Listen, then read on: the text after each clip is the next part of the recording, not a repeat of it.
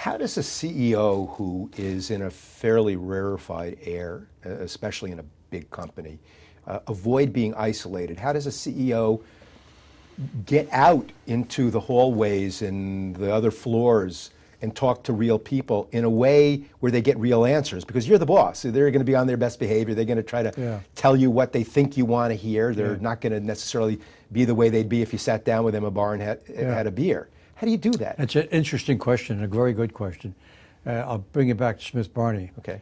I used to take half a day every week.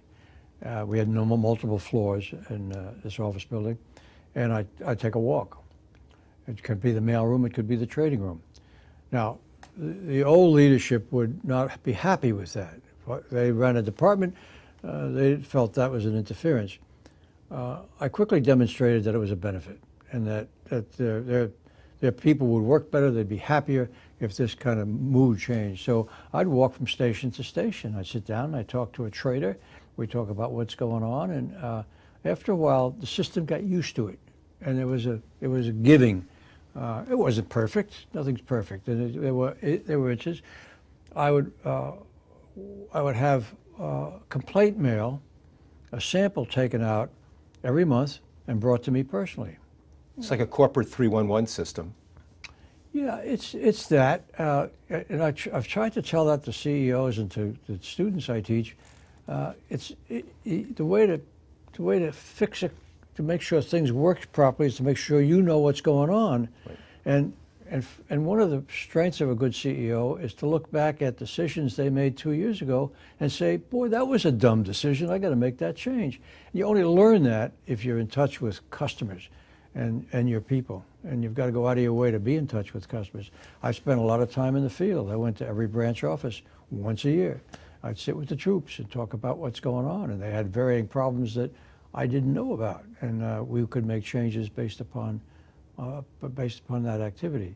My regional directors, I'd give them a freedom to come in and pound their fist on my table to tell me why this isn't working or that isn't working or why research is letting them down. It was an openness that is so simple, right, but sometimes missed. How do you give a number 2, a number 3, a number 4, a division head the confidence to be able to do that? I mean, it's one thing to have the boss say, I want you to come in and pound on my table.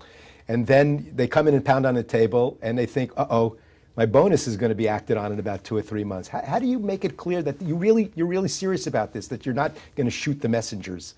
Well, you get experience, you have to go through that experience. They do come in, they do complain, and at the end of the year, you give them an extra bonus for helping structure something that I didn't know about. I give them credit with their peers. We have a regional directors meeting or department heads meeting. I'd say, good old Herman brought this to my attention. He's not happy with it. You know what? He's right. And that kind of mood sets the tone. And it's hard really to describe, but it's important. It's simple, but it's important. So it's a myth that the only motivator for people in corporate America is money. That as a CEO, it takes more than just a fatter bonus, that there are morale issues, that there are pats on the back actually make a difference? Sure. Look, you can look at 3 or 4 financial services companies today, and they have the same bonus structure, but one is a heck of a lot more successful than the other. It's a place where more people want to work than the other. So it's a telling difference. And yet there are CEOs. I worked for a boss who once said that he liked to hear the sound of blood squishing in the carpet. He wanted people to be competing, to be looking to outdo each other. Yeah. Can that model work?